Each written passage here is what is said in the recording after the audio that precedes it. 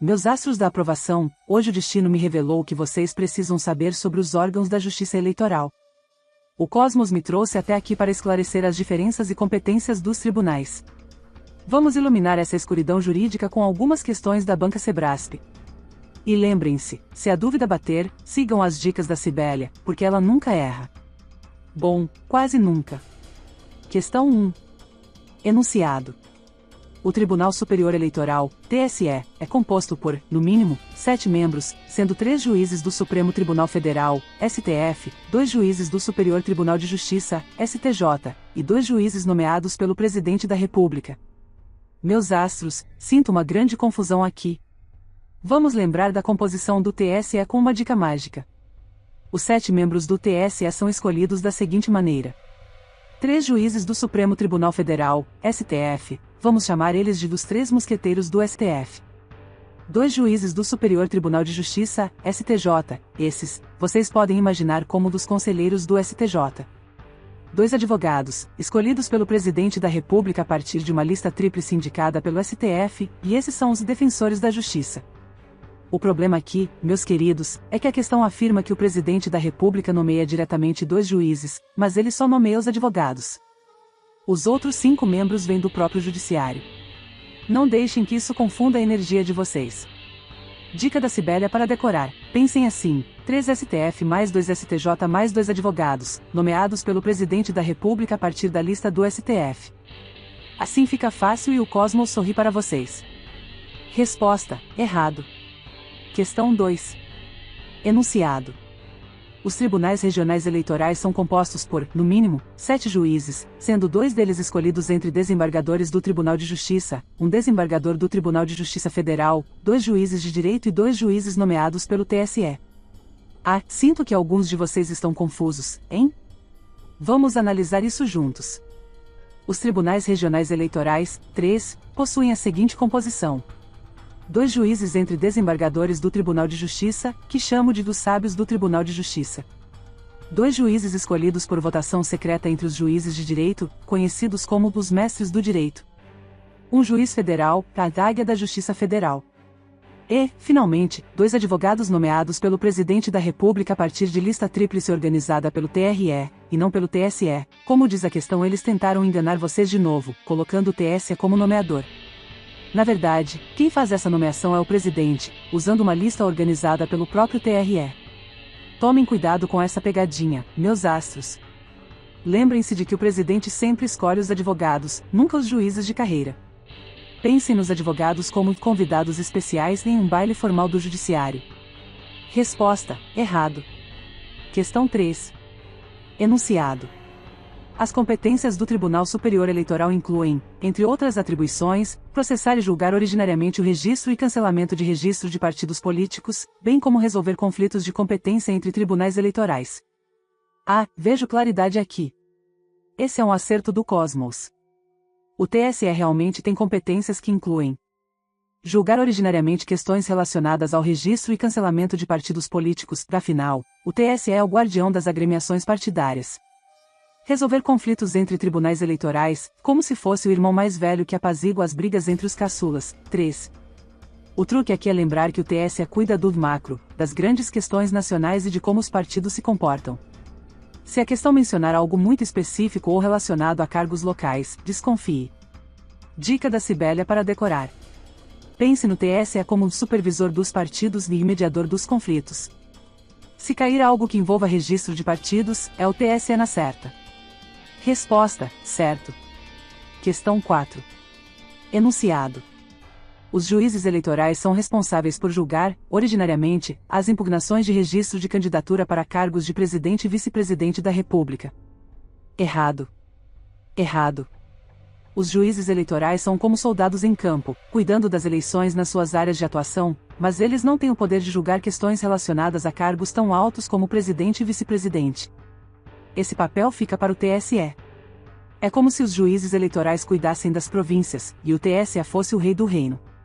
Uma forma de lembrar isso é imaginar o TSE em um trono, julgando candidatos para o reino do Brasil inteiro. Já os juízes eleitorais estão mais próximos das questões locais e das eleições municipais e estaduais. Não confundam os cargos. Dica da Cibélia para decorar. Sempre que vir a palavra presidente ou vice-presidente, associe com o TSE. Se a questão falar de vereadores, prefeitos ou deputados estaduais, aí sim você pode pensar em juízes eleitorais. Resposta: errado. Questão 5. Enunciado. As juntas eleitorais são formadas por um juiz eleitoral e 2 ou 4 cidadãos de notória idoneidade, escolhidos pelo TRE, e possuem a função de apurar os resultados das eleições em nível municipal. Ai, essa questão tem cara de ser certa, mas o Cosmos mostra uma falha. A composição está correta: um juiz eleitoral e 2 ou 4 cidadãos de idoneidade reconhecida, escolhidos pelo TRE. Mas a função das juntas eleitorais não é apenas em nível municipal. Elas apuram os resultados das eleições de toda a zona eleitoral, que pode incluir mais de um município. Por isso, se falarem apenas de nível municipal, é um erro. Pense nas juntas como de agentes regionais, não meramente locais. Esse detalhe pode fazer a diferença entre acertar ou errar. Dica da Cibélia para decorar. Visualize as juntas como pequenos conselhos de apuração espalhados pelas zonas eleitorais, e não por cada município. O nome junta já sugere algo mais abrangente que vai além de uma só localidade. Resposta: errado. Se vocês conseguirem visualizar a estrutura da justiça eleitoral como uma pirâmide, com o TSE no topo, os 3 no meio e os juízes e juntas na base, tudo ficará mais claro. Não se deixem levar por questões que querem confundir, e lembrem-se sempre, as cartas não mentem, e o Cosmos já previu o sucesso de vocês. Questão 6. Enunciado. Os tribunais regionais eleitorais, 3, possuem competência para julgar, originariamente, os registros de candidatura para governador e vice-governador dos estados, mas não para deputado estadual. 1. Vejo uma aura de meia-verdade aqui. O TRE realmente julga, originariamente, os registros de candidatura para governador e vice-governador, mas também é responsável pelo registro de candidatos a deputados estaduais. Esse mas não para deputado estadual é pura ilusão da questão. Eles tentam desviar o seu foco, mas Madame Cibélia está aqui para proteger você dessas armadilhas. Lembrem-se sempre, o TRE cuida de todos os cargos estaduais. Se mencionar governador, vice ou deputado estadual, podem confiar que a competência do TRE é julgar esses registros. Não deixem que um simples mas complique sua resposta. Dica da Cibélia para decorar. Visualize o TRE como guardião dos estados. Se for algo a ver com eleições dentro do estado, é com eles. A exceção seria para questões que envolvem presidente e vice-presidente, que são sempre do TSE. Resposta: errado. Questão 7. Enunciado. Compete ao Tribunal Superior Eleitoral, TSE, responder, com exclusividade, às consultas formuladas por autoridades com jurisdição federal ou por órgãos nacionais de partidos políticos, sobre matéria eleitoral. O que as cartas dizem sobre exclusividade? É verdade. O TSE realmente possui a função de responder às consultas sobre matéria eleitoral, mas apenas de autoridades com jurisdição federal e órgãos nacionais de partidos. Isso é o que chamamos de competência consultiva do TSE. Quando o TSE responde a essas consultas, ele está orientando como se fosse um oráculo das eleições. Os 13 juízes eleitorais não têm essa mesma competência, porque suas jurisdições são mais restritas. A questão trouxe a palavra de exclusividade, e nesse caso, é verdade. Dica da Cibélia para decorar. Imagine o TSE como a bola de cristal da justiça eleitoral. Só ele responde questões de âmbito nacional. Se for algo mais local ou específico de um estado, então, não é com o TSE. Resposta: certo. Questão 8. Enunciado. Os juízes eleitorais são escolhidos pelo Tribunal Superior Eleitoral, sendo um juiz de direito com atuação na comarca que será responsável por exercer suas funções eleitorais. O Cosmos me mostra uma pequena confusão aqui. O Tribunal Superior Eleitoral não escolhe diretamente os juízes eleitorais. Quem escolhe esses juízes são os próprios tribunais regionais eleitorais. O TSE cuida apenas de nomear os membros das cortes eleitorais e das competências mais amplas. Os juízes eleitorais são, na verdade, juízes de direito que atuam nas comarcas, mas essa escolha é feita pelo TRE, com base na legislação e critérios locais. Cuidado com essa confusão, porque uma escolha errada pode custar sua aprovação. Dica da Cibélia para decorar. Pense no TSE como o cérebro que planeja, e nos 3 como as mãos que executam. A escolha de juízes eleitorais é uma tarefa prática, então, quem façam as mãos 3, e não o cérebro, TSE? Resposta: errado. Questão 9. Enunciado. Os tribunais regionais eleitorais podem julgar, em grau de recurso, as decisões dos juízes eleitorais em matéria administrativa e jurisdicional. A. Um acerto que merece ser celebrado. O TRE, assim como qualquer tribunal de segunda instância, funciona como um tribunal recursal para os juízes eleitorais, que atuam como primeira instância. Portanto, se um juiz eleitoral deu uma decisão que não agradou, o recurso é levado ao TRE. É como se os juízes eleitorais fossem o base camping das eleições, e o TRE fosse a segunda parada para verificar se está tudo certo. Lembrem-se, recurso de juiz eleitoral vai pro TRE. Já de decisão do TRE vai pro TSE. Dica da Cibélia para decorar. Pensem na estrutura como uma escada. Primeiro degrau é o juiz eleitoral, segundo degrau é o TRE, terceiro e último degrau é o TSE. Se pensarem em hierarquia, a resposta fica clara. Resposta: certo. Questão 10. Enunciado. As juntas eleitorais são responsáveis por fiscalizar a propaganda eleitoral e coibir práticas ilegais relacionadas às campanhas eleitorais nos municípios sob sua jurisdição. A. Quanto à enganação. As juntas eleitorais não têm esse tipo de competência. Quem cuida de fiscalizar propaganda eleitoral e coibir práticas ilegais são os juízes eleitorais e o Ministério Público Eleitoral. As juntas eleitorais só têm a função de apurar os resultados eleitorais e resolver questões relacionadas à apuração. Não confundam, meus astros. A propaganda eleitoral e fiscalização estão fora do alcance das juntas. Elas não têm poder de polícia, apenas de contagem e apuração. Se caírem nessa, o Cosmos vai ficar desapontado. Dica da Cibélia para decorar. As juntas eleitorais são como contadores de votos, não fiscais de campanha. Pense nelas como uma máquina de calcular, que soma e apura, mas não interfere no processo antes disso. Resposta: errado. Lembrem-se, meus queridos, o segredo para a aprovação é entender quem faz o que dentro da Justiça Eleitoral. O TSE é o comandante supremo, o TRE é o comandante regional, os juízes eleitorais e juntas estão nas trincheiras, cuidando do trabalho local. Sigam essas dicas e vocês estarão prontos para qualquer batalha jurídica.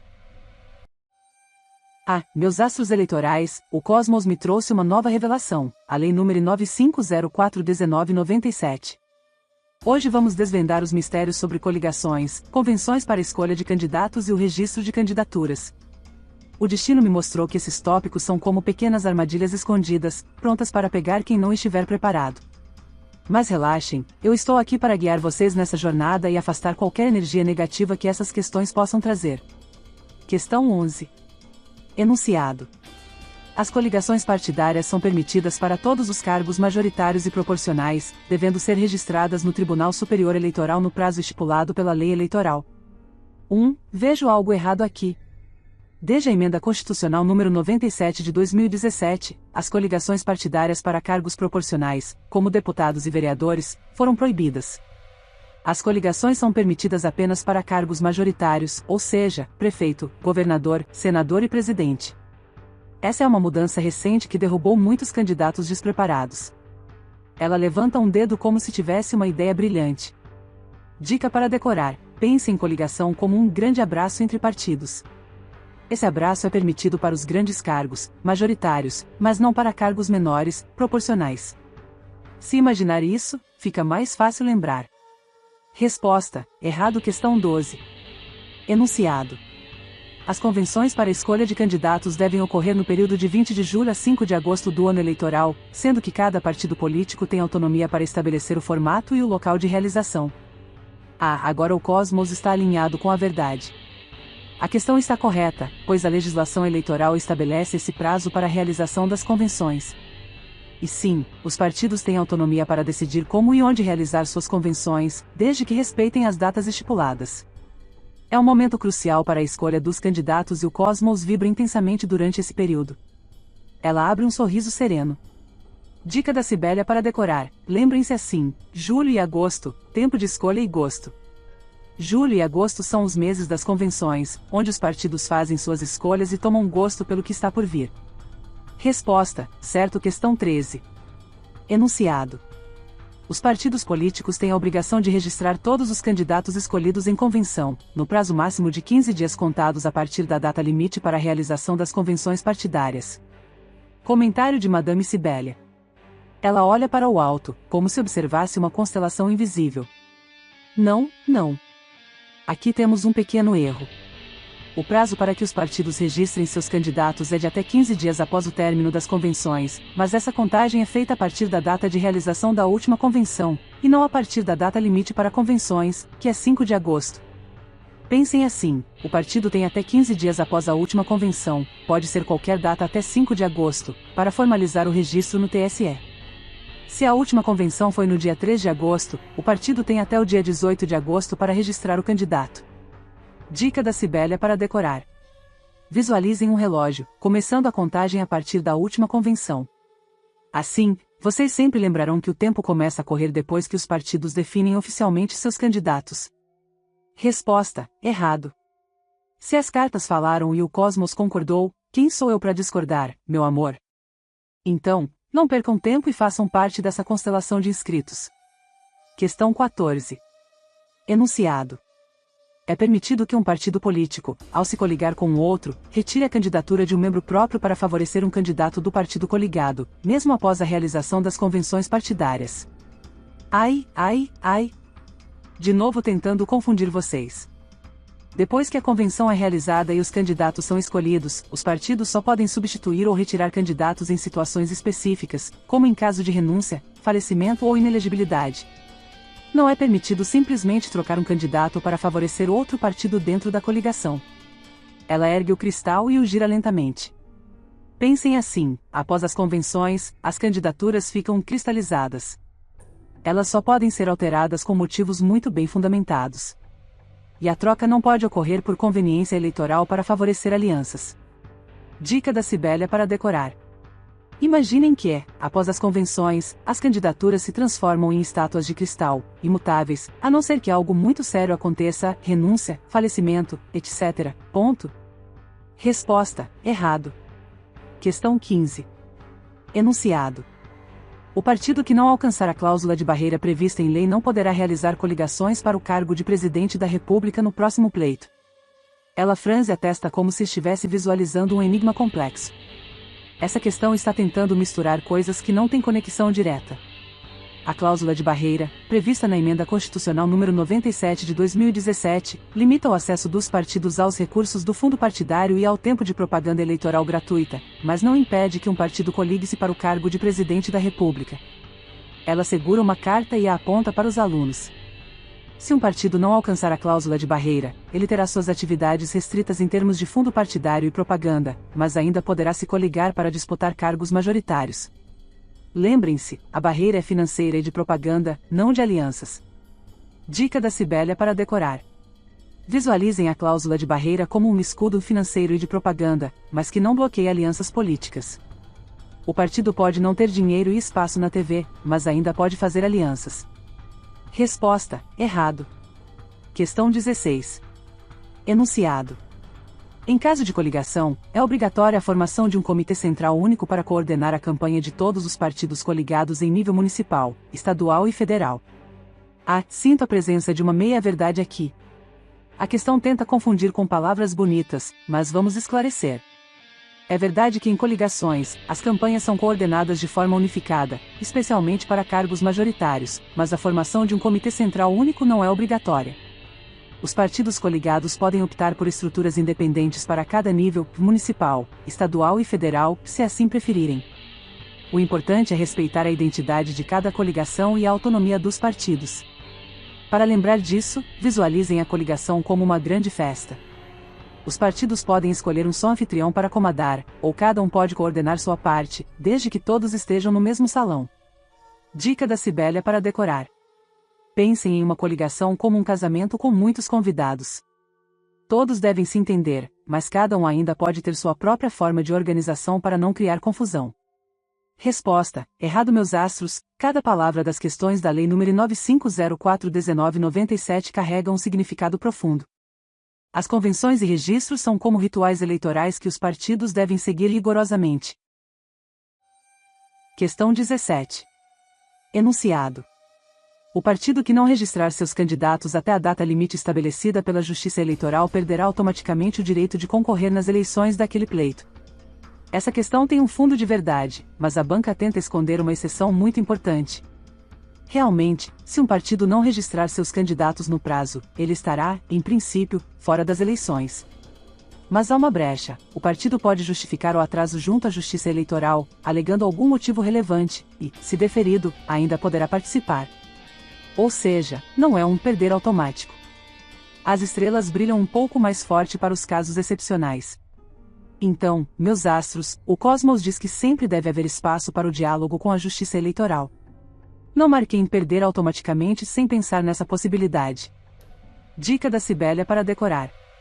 Imagine que a Justiça Eleitoral é um professor. Se você perder o prazo da entrega do trabalho, pode pedir uma prorrogação, desde que tenha um bom motivo.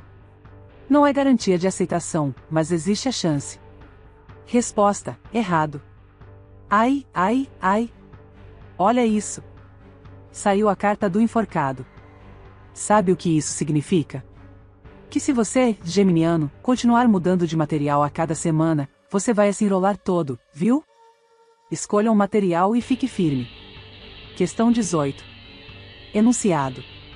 Os registros de candidatos a governador e senador devem ser realizados perante o Tribunal Superior Eleitoral, enquanto os registros de deputados estaduais e federais são feitos nos tribunais regionais eleitorais. Ah, veja um truque aqui.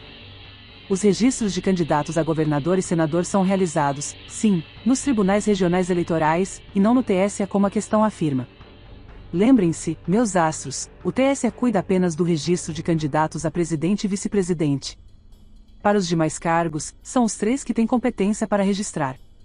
Fiquem atentos a essa hierarquia de registros. Dica para lembrar: visualize o TSE no topo de uma pirâmide, responsável apenas pelo comando dos candidatos ao topo do governo, presidente e vice-presidente.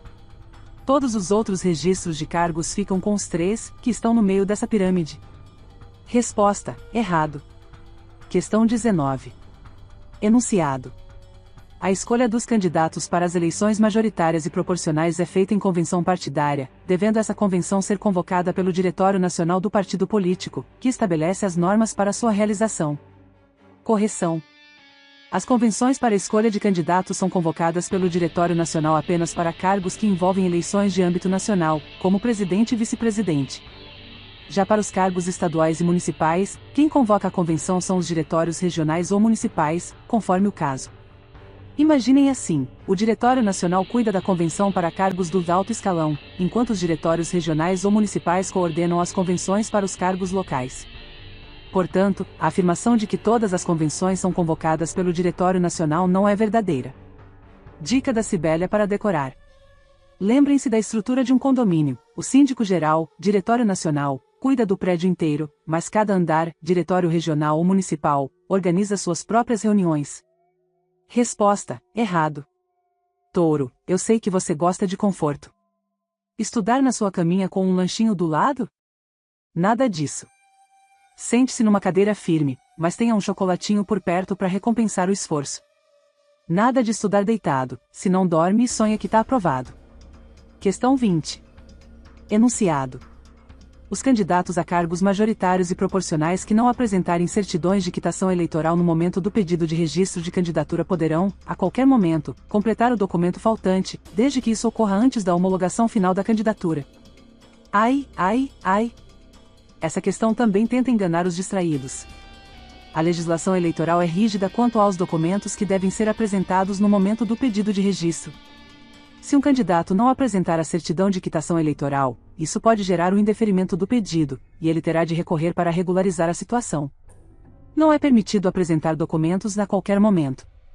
A regularização deve ser feita dentro do prazo estabelecido, que é antes do julgamento do registro de candidatura pelo tribunal competente. Fiquem atentos às datas e prazos, a Justiça Eleitoral não perdoa atrasos. Dica da Sibélia para decorar. Imagine que o pedido de registro de candidatura é uma prova de vestibular. Você deve entregar todos os documentos exigidos no momento certo. Se esquecer, só apresentando uma boa justificativa e dentro do prazo estabelecido pelo regulamento. Resposta: errado.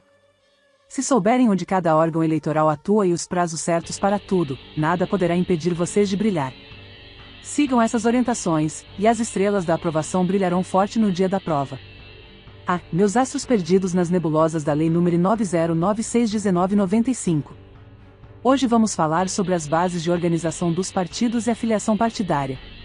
A filiação, meus queridos, é como um casamento: quem se compromete, jura fidelidade. Mas cuidado, pois romper com esse vínculo pode causar grandes transtornos e reprovações. Vamos explorar as disposições preliminares e a filiação partidária com algumas questões. As estrelas já me avisaram, vai cair isso na prova. Então, prestem atenção e anotem tudo. Hoje ainda veremos tudo que seu edital pediu e vocês estão com muita sorte porque os astros revelaram tudo que estará na prova. Questão 21. Enunciado. Os partidos políticos, nos termos da Lei nº 9096/1995, possuem autonomia para definir a duração dos mandatos dos membros de seus órgãos internos, respeitado o limite máximo de 4 anos. Vejo aqui uma verdade nas estrelas. A lei dos partidos políticos realmente garante a autonomia dos partidos para estabelecer a duração dos mandatos de seus membros, mas com uma restrição: o limite máximo é de 4 anos. Ou seja, o partido pode definir um mandato de até 4 anos, mas não mais que isso. Imaginem que cada mandato é como um ciclo lunar de 4 fases. Se o partido quiser escolher menos fases, 2 ou 3 anos, por exemplo, ele pode. Mas nunca pode ter mais do que 4 fases completas. Dica da Sibélia para decorar. Pensem nos mandatos como as 4 estações do ano. Cada ciclo, 4 anos, representa a estabilidade. Menos que isso, é possível, mas, jamais. Resposta: certo. Questão 22. Enunciado. A filiação partidária deve ser solicitada ao órgão nacional do partido e aprovada pela Executiva Nacional, independentemente do domicílio eleitoral do interessado. Ah, que engano cósmico! A filiação partidária é feita ao órgão municipal ou estadual do partido, conforme o domicílio eleitoral do interessado, e não diretamente ao órgão nacional. O órgão nacional tem outros papéis dentro do partido, como questões de natureza administrativa ou de organização interna em nível nacional, mas não a filiação. Pensem no órgão nacional como uma entidade mais distante, cuidando de estratégias maiores. A filiação é algo mais próximo, mais local. Portanto, o interessado deve solicitar a filiação no diretório que corresponde ao seu domicílio eleitoral. Dica da Sibélia para decorar. Visualizem o órgão nacional como a cabeça do partido e o municipal do estadual como as mãos. Para se filiar, vocês devem procurar as mãos, municipal do estadual, e não a cabeça, nacional, ponto. Resposta: errado. Questão 23. Enunciado. A filiação a um partido político é condição de elegibilidade e deve ser feita até 6 meses antes da data das eleições. Sim, sim. É verdade que a filiação partidária é condição de elegibilidade. Para concorrer a qualquer cargo eletivo, o candidato deve estar filiado a um partido político. E a lei exige que essa filiação ocorra no mínimo 6 meses antes da data das eleições. Vamos decorar isso de forma prática. Pensem em um casamento. Você precisa se comprometer formalmente com o partido até 6 meses antes do grande dia, as eleições. Se perder esse prazo, o casamento, ou melhor, a candidatura, não acontece. Dica da Sibélia para decorar. Visualizem um noivado. 6 meses antes do casamento, você deve anunciar seu compromisso. Do contrário, o evento é cancelado. Resposta: certo. Questão 24. Enunciado. É vedada a filiação partidária simultânea, mesmo que seja a partidos diferentes e em estados distintos, configurando dupla filiação e implicando nulidade de ambas. Essa questão está correta, mas parece que a banca quer testar o seu poder de atenção. A lei é bem clara: a filiação partidária simultânea, seja em partidos diferentes ou em estados distintos, é proibida. Não importa a situação, se a Justiça Eleitoral identificar a dupla filiação, ambas serão anuladas. Pensem assim: o partido é como um namorado ciumento. Se descobrir que você está comprometido com mais de um, rompe o vínculo e manda você embora. Não existe essa de estar em 2 relações eleitorais ao mesmo tempo. Dica da Sibélia para decorar. Lembrem-se do partido ciumento: ele não aceita traição. Se você for infiel, a relação termina, ou melhor, a filiação é anulada. Resposta: certo. Áries, meu carneirinho esquentado, você precisa de desafios. Escreva simulados e aposte com você mesmo o tempo de resposta. Competição e metas são tudo para você. Mas cuidado com a impaciência. Ah, e evite brigar com o espelho quando errar, isso não ajuda em nada. Questão 25. Enunciado. O cancelamento da filiação partidária ocorre automaticamente quando o filiado se inscreve em outro partido ou se for desfiliado por decisão da Justiça Eleitoral, independentemente de comunicação ao interessado. Está quase certo, mas faltou um detalhe. O cancelamento da filiação ocorre, sim, automaticamente quando o filiado se inscreve em outro partido ou se houver decisão judicial, mas é necessária a comunicação ao interessado. O cancelamento sem comunicação direta ao filiado é uma violação do devido processo. É como ser demitido de um emprego, a empresa pode te desligar automaticamente, mas deve te comunicar. Da mesma forma, o partido deve informar o filiado sobre o cancelamento. A falta dessa comunicação pode gerar nulidades e recursos. Dica da Sibélia para decorar. Pensem na filiação como um contrato de trabalho. Você pode ser desligado por violação de regras, mas sempre deve ser informado oficialmente. Resposta: errado. Questão 26. Enunciado. O cancelamento da filiação partidária deve ser solicitado pelo interessado ao órgão partidário, com a respectiva comunicação ao juiz eleitoral da zona onde for inscrito. Exato. Se o filiado deseja cancelar sua filiação, ele deve informar o partido e comunicar o juiz eleitoral da zona onde está inscrito. É como um pedido formal de divórcio político. E se ele não fizer isso, o vínculo continua ativo, mesmo que ele não queira mais estar associado ao partido. Aqui a dica é simples: se quer se desfiliar, formalize o pedido, comunique o partido e a Justiça Eleitoral. Do contrário, sua filiação permanece, e isso pode impedir você de se filiar a outro partido. Dica da Sibélia para decorar. Pensem em uma carta de despedida. Primeiro você escreve para o partido e depois para a Justiça Eleitoral. Só assim o rompimento é válido. Resposta: certo. Questão 27. Enunciado. Os partidos políticos têm autonomia para definir suas normas internas e, para serem criados, devem ter caráter nacional, com registro no Tribunal Superior Eleitoral e registro de seu estatuto no Cartório de Registro Civil de Pessoas Jurídicas. Ah, esse enunciado quase me enganou, mas Madame Sibélia não cai em truques assim. Realmente, os partidos têm autonomia para definir suas normas internas, mas há um detalhe que a questão deixa de mencionar. O estatuto do partido deve ser registrado no Cartório de Registro Civil de Pessoas Jurídicas do Distrito Federal. Não é em qualquer cartório, viu, meus astros? O cartório do Distrito Federal é como se fosse o centro de energia dos partidos políticos no Brasil. É lá que começa todo o processo. Então, marquem essa: TSE para Registro Nacional e Cartório de Pessoas Jurídicas do DF para o Estatuto. Dica da Sibélia para decorar. Pense no TSE como um rei que autoriza o partido a atuar em todo o país e no cartório do DF como um guardião que guarda as regras internas. Um sem o outro não consegue funcionar. Resposta: certo. Libra, querida balancinha, sempre indeciso entre ler ou assistir a videoaulas. Eu vi nas cartas: escolha um método e siga. Não fique equilibrando prós e contras o tempo todo. E, se tiver dúvida, faz um pouquinho de cada, só para variar. Questão 22. Enunciado. Para que um partido político obtenha o registro de seu estatuto no Tribunal Superior Eleitoral, é necessário que ele comprove o apoio de, no mínimo, 0,5% dos eleitores que tenham votado na última eleição geral para a Câmara dos Deputados. Aqui a questão tentou usar números para confundir.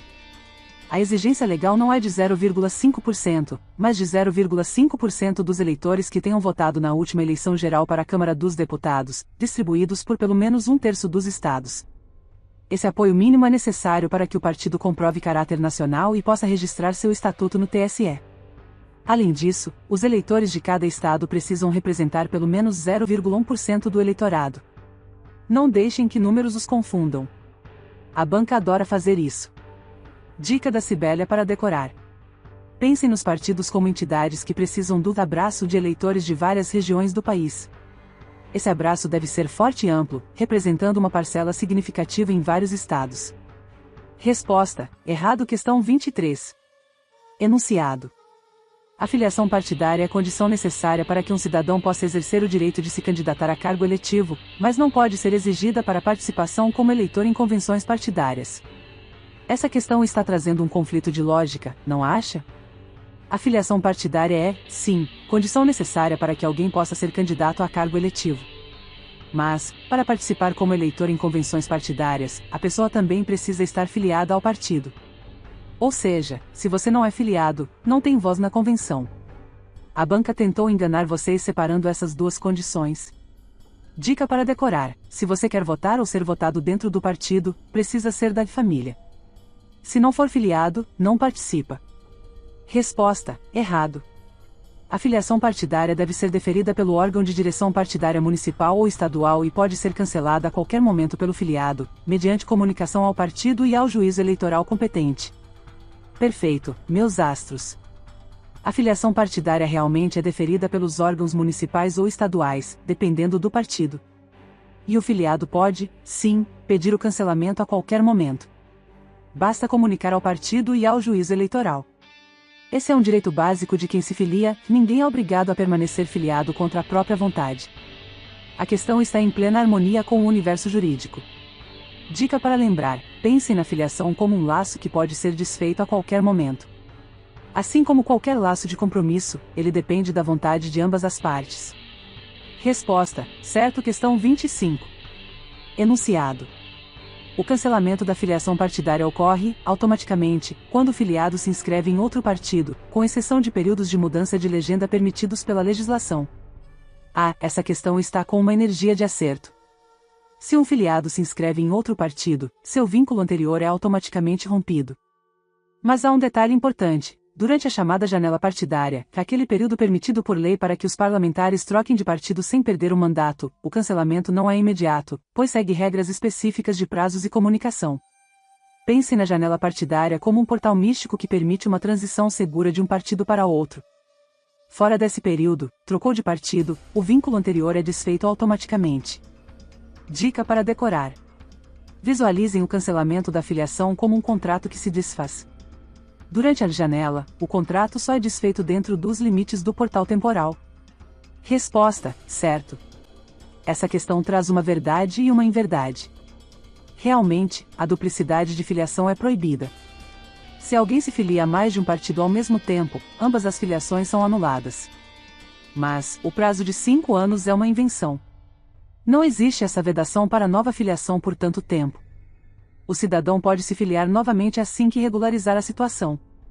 Não existe punição de 5 anos para quem comete esse erro. É só corrigir a duplicidade e tudo volta ao normal. Não deixem que o número 5 os engane. Dica para decorar: pensem na duplicidade como um erro que gera um reset. Depois do reset, tudo volta ao normal, sem precisar de uma espera longa como 5 anos. Resposta: errado. Meus astros, lembrem-se que as disposições preliminares e a filiação partidária formam a base para entender o funcionamento dos partidos políticos no Brasil. Saber quem pode se filiar, como cancelar a filiação e as condições de registro são fundamentais para desvendar os mistérios da Lei nº 9096/1995. Sigam essas dicas e as estrelas os guiarão para a aprovação. Escorpião, nada de obsessão, hein? Virar à noite e querer saber até o último ponto da matéria pode ser exaustivo. Relaxe, deixe o mistério para a próxima. E controle aquele seu ciúme dos outros aprovados, foca no seu crescimento. Astros do conhecimento, estamos entrando em um campo cheio de detalhes minuciosos. Vamos desvendar o que a Justiça Eleitoral exige sobre alistamento, transferência de domicílio e revisão do eleitorado. Tem muita pegadinha por aí, mas se vocês se alinharem ao que os astros revelam, nenhuma questão será capaz de derrubá-los. Esse é o último tópico de direito eleitoral que a banca Sebrasp pediu no edital do concurso TSE Unificado. Então, preparem-se, porque vamos começar com a questão 33. Questão 33. Enunciado. O alistamento eleitoral e o voto são obrigatórios para todos os brasileiros maiores de 18 anos e facultativos para os analfabetos, os maiores de 70 anos e os maiores de 16 e menores de 18 anos. Sim, meus astros, essa é uma verdade brilhante. A Constituição e o Código Eleitoral estabelecem que o voto é obrigatório para os maiores de 18 anos. Mas atenção às exceções: o voto é facultativo para analfabetos, para quem tem mais de 70 anos e para quem tem entre 16 e 18 anos. O cosmos brilha intensamente quando vocês dominam essas regras. Dica da Sibélia para decorar: pensem em 3 círculos de luz. O círculo maior, no meio, representa os maiores de 18 a 70 anos, voto obrigatório. O segundo círculo, à direita, representa os analfabetos e maiores de 70, voto facultativo. O terceiro círculo, à esquerda, representa os jovens de 16 a 18 anos, voto facultativo também, ponto. Resposta: certo. Questão 34. Enunciado. A transferência do domicílio eleitoral é permitida para o eleitor que comprovar mudança de residência para outro município, desde que tenha transcorrido, no mínimo, 1 ano da última movimentação do cadastro eleitoral. Essa questão tem um truque escondido.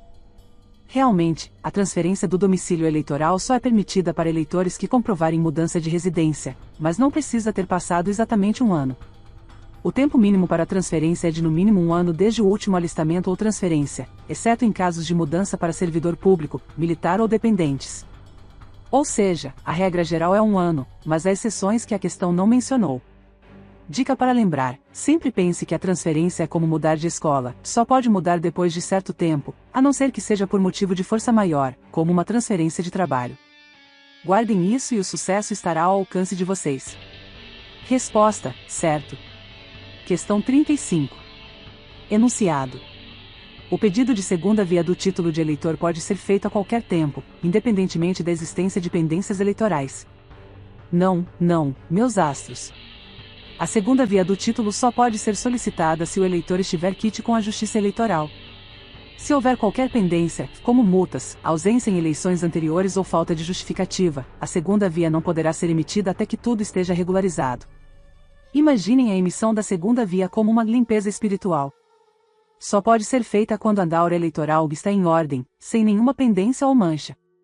Se há alguma pendência, primeiro precisa resolver e purificar tudo antes de pedir a nova via. Resposta: errado.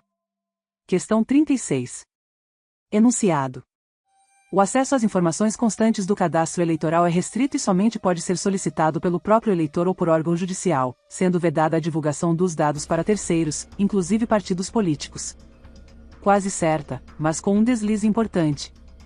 Realmente, o acesso ao cadastro eleitoral é restrito, mas alguns dados podem ser divulgados, sim, para partidos políticos, candidatos e coligações, desde que estejam no contexto do processo eleitoral e com autorização expressa do TSE.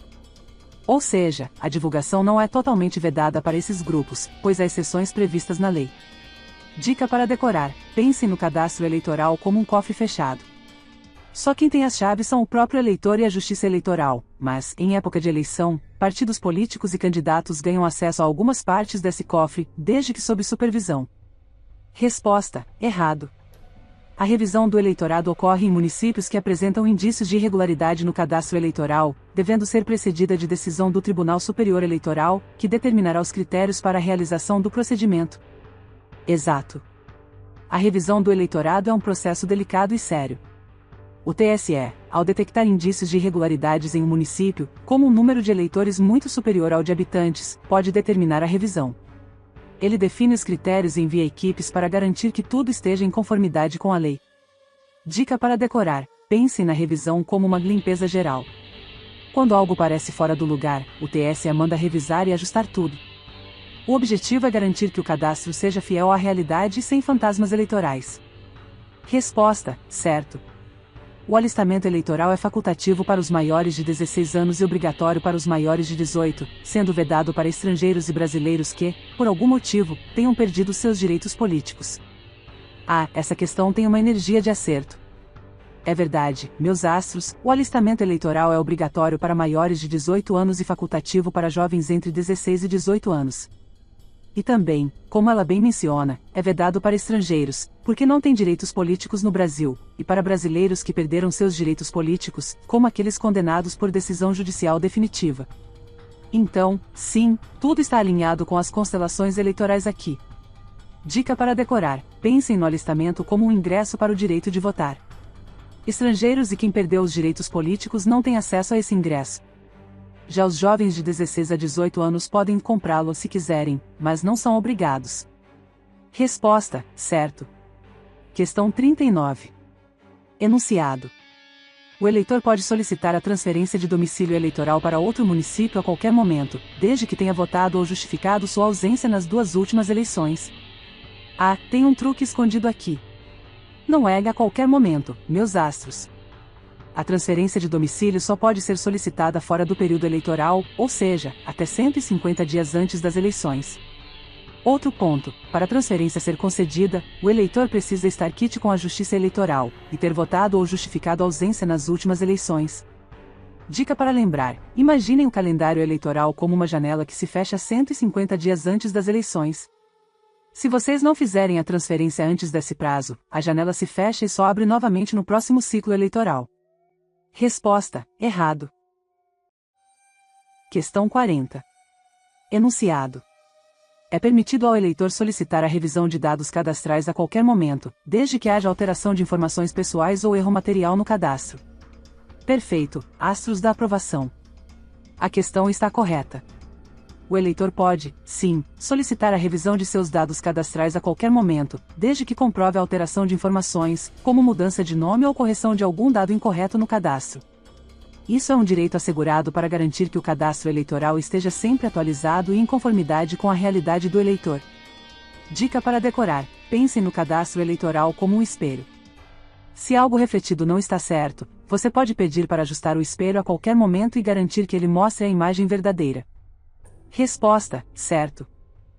Meus astros, se vocês chegaram até aqui, é sinal de que estão prontos para qualquer desafio eleitoral que venha pela frente.